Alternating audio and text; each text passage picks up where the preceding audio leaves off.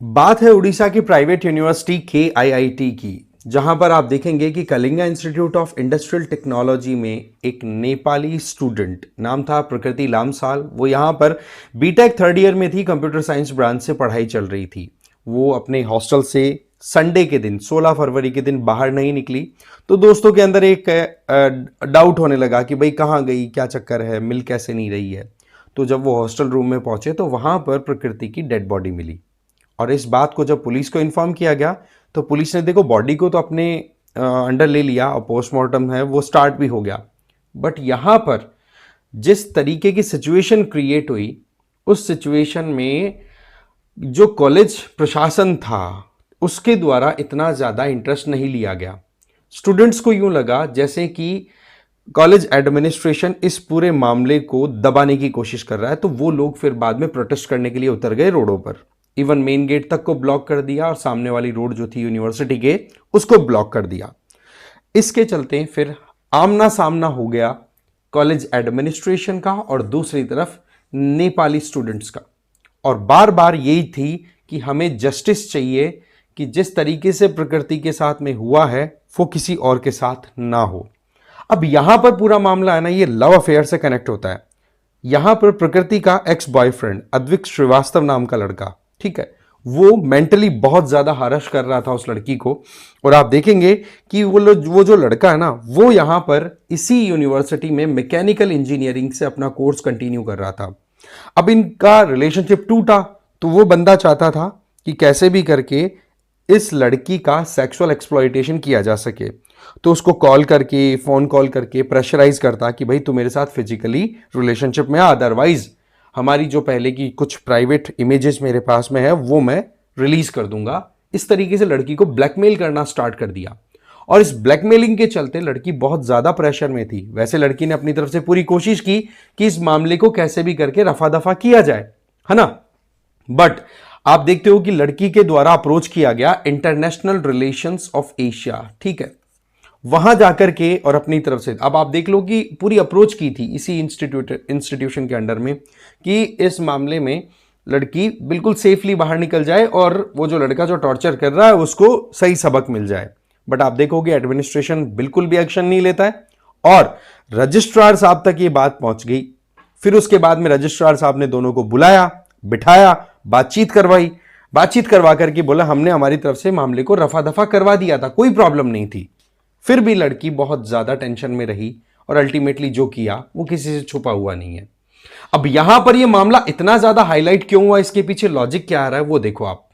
कि जिस तरीके से आपने ये वीडियो देखा, जो क्लिप मैंने स्टार्ट में लगाई, उसमें जो वहां पर आप देखोगे कि वहां की जो एडिशनल डायरेक्टर थी गर्ल्स हॉस्टल की, नाम है जयंती नाथ, सॉरी, उनके द्वारा क्या बातें कही गई। एक तरीके से एक हेट स्पीच वाला स्टेटमेंट भी वहां पर निकल के आया कि वो डायरेक्टली नेपाली कम्युनिटी के ऊपर सवाल उठाने लग गई कि भाई यहां पर जो कुछ भी आप लोग कर रहे हो पहले ये देखो कि आप किस पे उंगली उठा रहे हो। क्योंकि सवाल देखो, प्रोटेस्ट जो था वो प्रकृति की जस्टिस मिले, प्रकृति के माता पिता ने भी ये कहा कि भाई न्याय चाहिए हमें, सीधी बात है, जो कल्प्रिट है उसको पनिशमेंट मिलनी चाहिए। बट प्रशासन यहां पे जब हल्के में लेने लगा तो फिर बच्चे फिर आ गए रोड पे। अब जो स्टूडेंट्स रोड पे आ गए तो उन लोगों का ये कहना था कि भाई जब तक न्याय नहीं होगी तब तक नहीं, हम नहीं हटेंगे, है ना।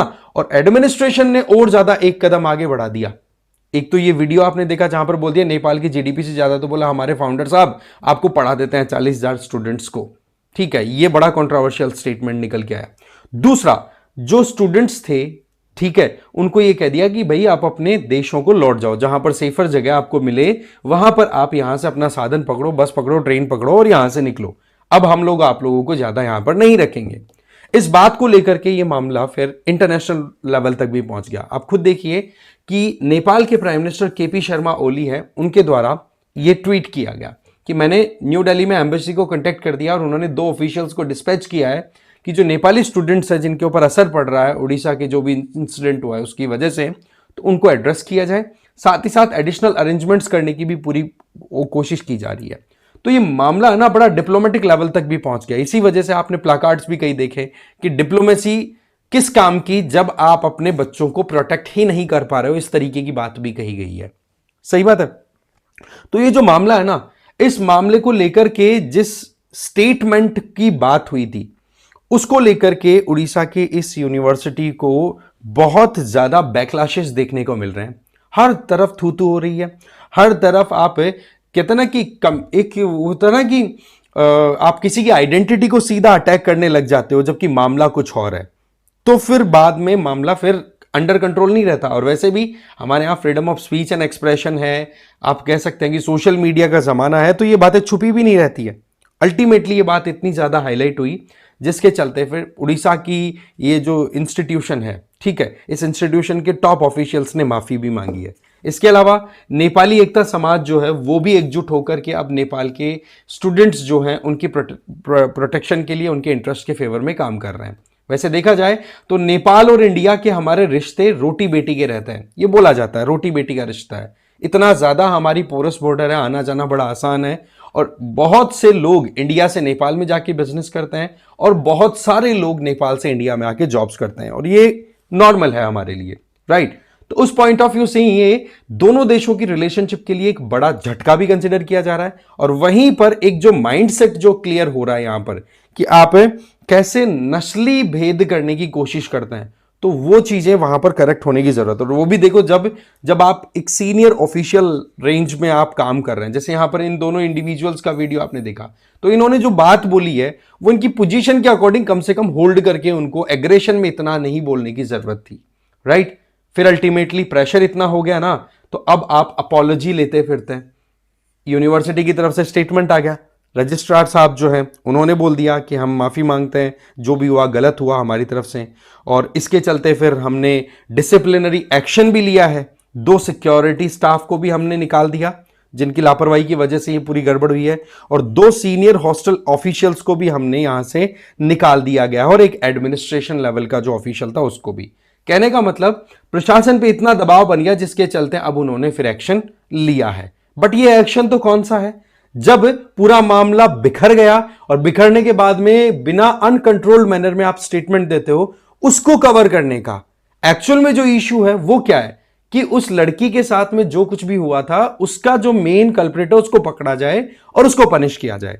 वैसे देखा जाए ना तो ये जो अद्विक श्रीवास्तव है ये भागने की कोशिश कर रहा था, इसको फिर बाद में पकड़ लिया गया था एयरपोर्ट से। अल्टीमेटली अभी पुलिस की गिरफ्त में ही है। अब पूरी जो कार्रवाई है वो नहीं, आपको पता जुडिशियल प्रोसीडिंग्स हमारे देश में वैसे भी थोड़ा डिलेड रहती है, बट अगेन यहां पर अभी आउटकम जो निकलेगा वो तो समय बताएगा। बट सिचुएशन बड़ी ग्रेव बन गई है।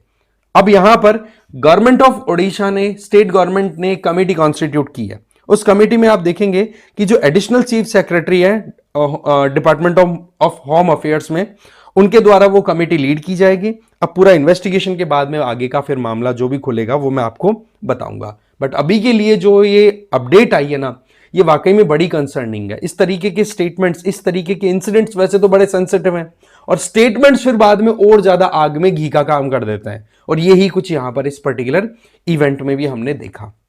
इसके अलावा कोई भी अपडेट आएगा मैं डेफिनेटली आपको बताऊंगा। PWIs की तरफ से यूपीएससी फाउंडेशन कोर्सेज रन कराए जा रहे हैं। 2026 और 25 के एस्पिरेंट्स इन कोर्सेज को ज्वाइन कर सकते हैं अपने मीडियम के अकॉर्डिंग। इनमें आपको जीएस की क्लासेस के साथ सीसैट भी मिलेगा, और डेली आपको प्रैक्टिस भी मिलेगी, और मेंस आंसर राइटिंग प्रैक्टिस भी मिल जाएगी, और इसमें आप ई बुक्स भी ले लेंगे जिससे कि आप खुद से तैयारी कर सके। ऑप्शनल के लिए जाना चाहते हैं तो इंग्लिश में ऑनलाइन ऑप्शनल आपके पास में अवेलेबल है, जिसमें anthropology, sociology, history, mathematics, PSIR, geography, public administration, ये मिल जाएंगे आपको सब्जेक्ट्स ऑप्शनल। इनमें से जो भी आपका हो आप ऑप्ट कर सकते हैं। रेट्स बेयर 8,000 9,000 के लगभग। यहाँ पर live and recorded classes, PYQ analysis और रेगुलर आंसर राइटिंग प्रैक्टिस आपकी होती रहेगी। इसके अलावा आप मुझे फॉलो कर सकते हैं इस QR कोड को स्कैन करके टेलीग्राम पर। मेरा नाम है रजनीकांत लाटा। ठीक है, तो इस वीडियो में इतना ही था। नेक्स्ट कोई अपडेट आता है डेफिनेटली मैं आपके साथ शेयर करूंगा। Thank you very much.